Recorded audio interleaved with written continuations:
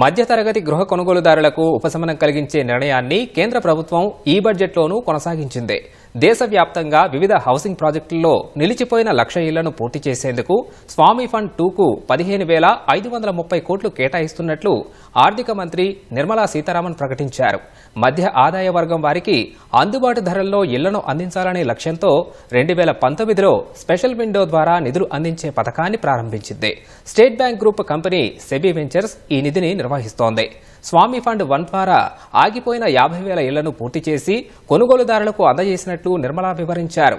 ఈ ఏడాదిలో మరో 40,000 గృహాలు పూర్తవుతాయని, వీటి ద్వారా రుణాలపై ఇళ్లు కొనుగోలు చేస్తున్న వారికి లబ్ధి చేకూరుతుందని తెలిపారు.